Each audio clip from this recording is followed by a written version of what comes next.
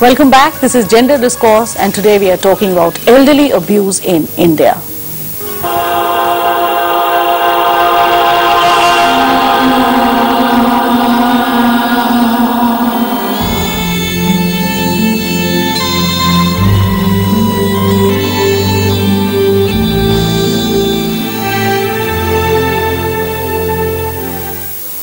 Well, people, this is your turn to pick up your phone and be a part of this issue. All you'll have to do is reach us at 1800115313. That is 1800115313. And in case if you've just tuned in, this is Gender Discourse, and today we are talking about elderly abuse in India. And if you think that somebody is suffering close to you or someone you know that is suffering, it's very easy to just pick up your phone and talk about this, and this is a free toll-free helpline, which is 1800-180-1253. That is 1800-180-1253. So, Mr. Chaudhary, coming to you again. Now, we have been talking about certain policies and everything. Now, certain policies may be in place, but I think the buck stops where these policies are not implemented or where there is no monitoring authority. So, how do you look at that? First of all, there is lack of awareness amongst the beneficiaries as well as the government agencies, or the people who have been made responsible for implementing those policies and the laws. Right.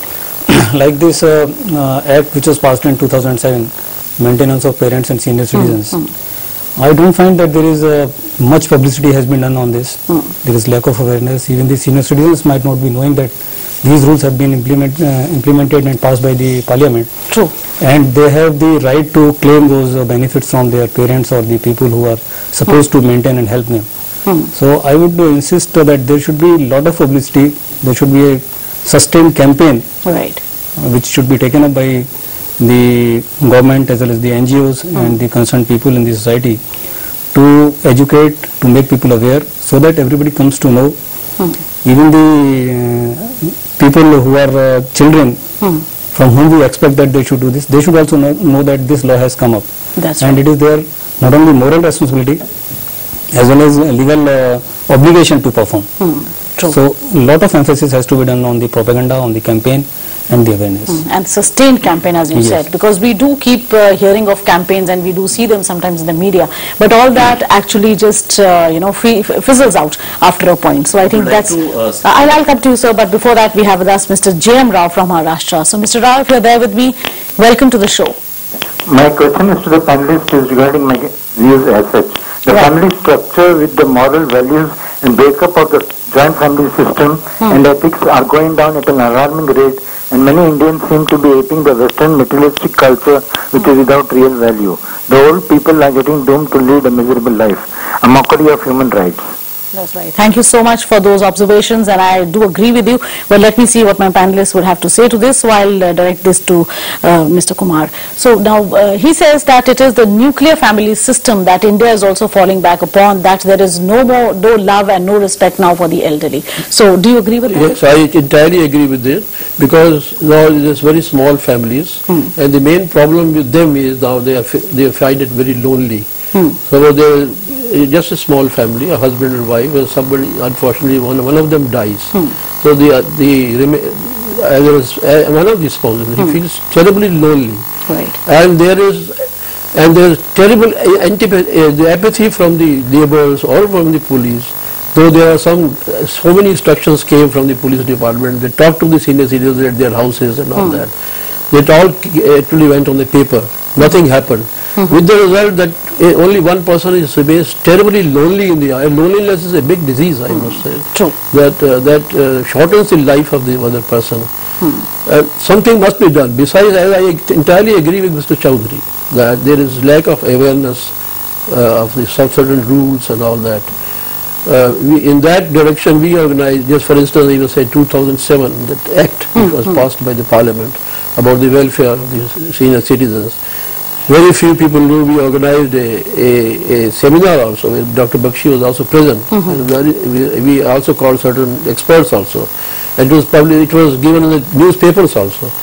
But the fact is that not much of awareness has been done by the government, particularly in Haryana. Of course, Delhi being the capital, a lot of the work is being done, but unfortunately in Haryana, and also for Faridabad. Right. Very I think little Dr. to be Bakshi done. is itching to add to that, so I'll give him that opportunity. I agree with Mr. Chaudhary's observation that there's a lack of awareness regarding this. Right. You see, Helpage India on its own has been organizing seminars and workshops in various states to focus on this issue and to create awareness regarding this Maintenance Act. You see, this act has two parts. One is the maintenance, Right. and second is the welfare. Now, as far as maintenance is concerned, we expect the children that they should look after their parents and the senior citizens.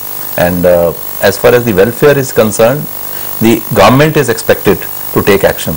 Now, very conveniently, government is forgetting the chapters 4, 5 and 6.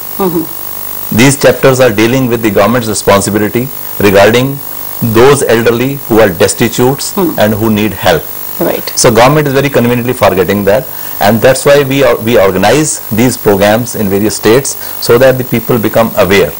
And Helpage India is working with more than 1,000 senior citizens associations, and we are also involving them in our advocacy for the rights and well-being of the elderly. Right. Well, let me bring in Neeraj Sharma from Pathankot. So Neeraj, sorry to keep you waiting. If you're there with me, what's your question? Yes, ma'am. I feel very good talking to you. You take up very sensitive issues on your program, and I want to join saying this, that it is not in nuclear families only. Even in joint families, the elderly are neglected. Right. And somewhere the cause is in it is in the psychological aspect. It should not be, the revenge kind of attitude should not be that. Kindness is the highest form of wisdom. The sons and daughters-in-laws, they have to understand. And therefore, in dealing with the elderly, they should not be neglected, and they have to be taken care for. No matter in their youthful days, the parents may have been, might have been quite dominating or otherwise. Yet the sons and daughters-in-laws, they have to understand that they have to be sensitized. Sensitivity, they must be sensitive. So that is what I mean to say, that kindness is the highest form of wisdom, and we must be very kind towards our elderly, forgetting, what was in past. That's right. Neeraj, thank you for all that appreciation and for all these observations that you've just shared with us. So obviously I'll come to you, Dr. Mehta, now. She says that kindness is definitely one of the virtues that we all need to exercise. All that is fine, but sometimes I think that, as we've just been talking about, is that there has to be a fine balance. Sometimes what happens is that the old people may drive the youngsters up the wall, and then they do not know how to react or how to really go about being that sensitive to these people. So I'm sure awareness is not only required for them to be kind to the elderly, it has to be both ways. I agree with you, and because we deal with cases where it is simply that a youngster wants to give respect to the elderly, but they are very rigid in their thinking, they are not ready to change. For example, like today only I had one person who is interested in a girl, he wants to get married to a girl from the intercaste, which is not very much different like Hindu-Muslim, within his own community with slight this thing. But parents and grandparents, they are so rigid about their caste system and all. So even when these types of pressures comes, then a youngster is forced, to disobey them, or how long he can continue. So change in values to match with their children, not to completely change the system in this, but some compromise is required from the elderly also to make, they should gel with them. And they shouldn't be, they should also try to give some space and accept the ideas given by youngsters. That's important. Right. Well, we have another viewer with us. This is Ganga Rani Jha from West Bengal. So Ganga, if you're there with me, what is your question? My question is that I'm from Bengal. I'm telling that I have invested some amount of my money in post office, being a retired person, but the interest which you are giving us is 8%, and it is from 2003. The same rate of interest is 8%. If it is increased, being a senior citizen, nowadays all the commodities prices are quite high. So I would like to say, if any possibilities were there for increasing the rate of interest of MIS monthly income scheme of post office, as we have invested there and we are getting very small amount of money in return. Okay, Ganga, thank you for that, the observation, or the I can see the pain that you are going through, but I do not know whether any of my panelists will be able to comment on that, but let me just try that. Do you think that these interests should be better for the senior citizens? In the draft of Senior Citizens Policy 2011, we have suggested to the government that the elderly, their financial issues should be given very sympathetic consideration, and that increase in the interest rate is also there, one of the things. So this is up to the government how far that government takes action regarding that, but certainly we have suggested one of the measures so that the elderly should be in a beneficial position when they are past 60. And regarding the other things, value education, which they were mentioning, the loss of values, erosion of values.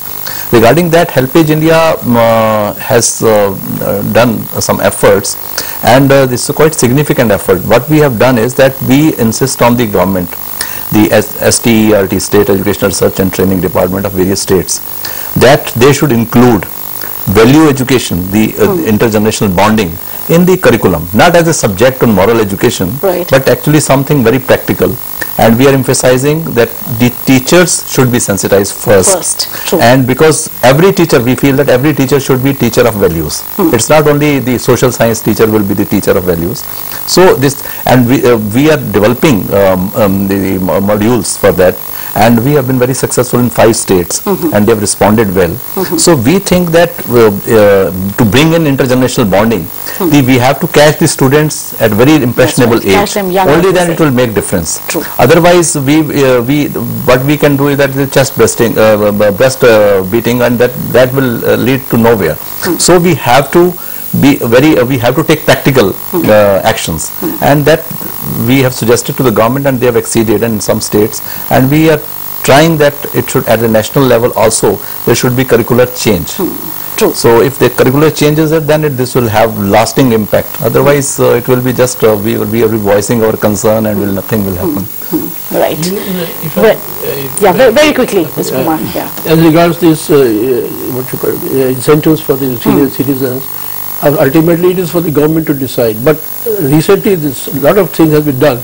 For instance, for the FDs, etc., the senior citizens are being paid more money, more interest rate as compared to other people. But still more, the government should consider giving more.